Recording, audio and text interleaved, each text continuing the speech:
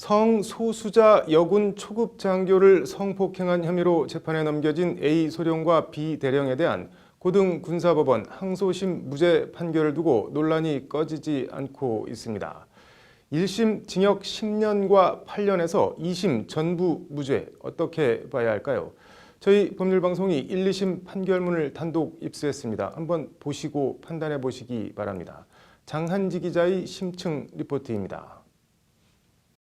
A 소령은 2010년 함정 근무를 하던 23세 4개월 차 여군 중위를 여러 차례 강제추행 성폭행하고 이 과정에 상해까지 입힌 군인 등 강간치상 혐의로 구속 기소됐습니다. A 소령도 합의에 의한 성관계였다며 성관계 자체는 부인하지 않았습니다. 재판 쟁점은 크게 세 가지였습니다. 먼저 두 사람이 상하관계인가 연인관계인가, 즉 위계나 위력이 행사됐느냐 하는 점입니다. 법률방송이 단독 입수한 1, 2심 판결문입니다.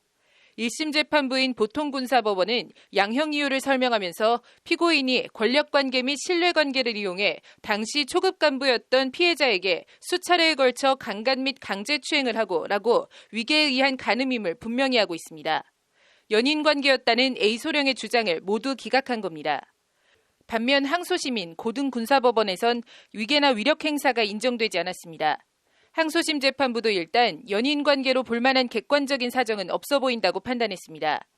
그러면서도 피해자가 노라고 한 적이 없고 어떤 반응을 하지 않았다라고 하는 점 등 달리 싫어한다는 피해자의 진심을 피고인이 인식하기 어려웠을 것이라는 게 항소심 재판부 판결입니다.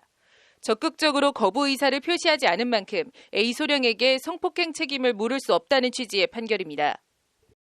피해 당시 자신이 할 수 있는 저항은 고개를 돌리거나 몸을 비트는 것뿐 싫다, 하지 말라, 말을 한다는 것은 군조직의 일원이 자신인 생각조차 할 수 없었다라고 말하고 있습니다.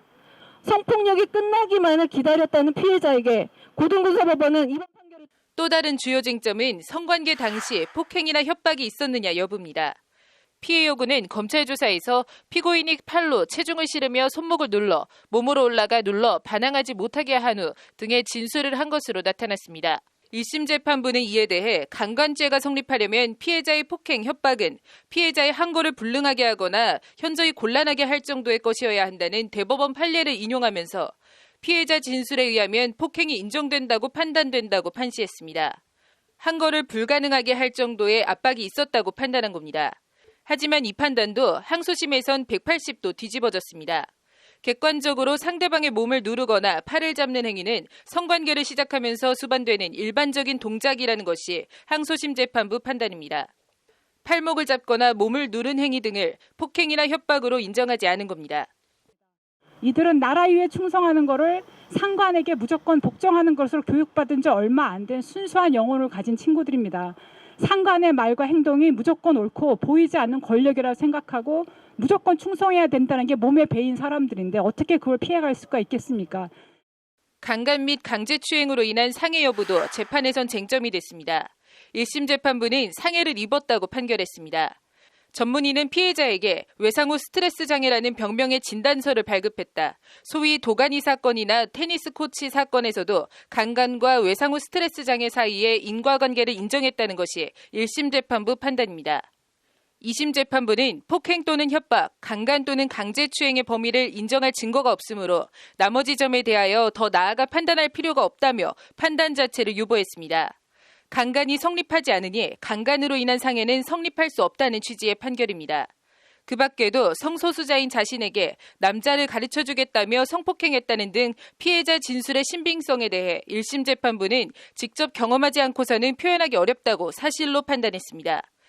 반면 2심은 피해자의 진술이 구체적이고 상세하다는 부분은 선뜻 동의하기 어렵다고 판단하는 등 거의 모든 사안에 대해 1심과 판단을 달리했습니다. 징역 10년과 무죄, 징역 8년과 무죄, 극과 극으로 운명이 갈린 여군 성폭행 혐의 가해자들은 이제 대법원 판단을 앞두고 있습니다. 최근 들어 성인지 감수성을 강조하는 대법원이 사건을 확정할지 아니면 파기환송할지 주목됩니다. 법률방송 장한지입니다.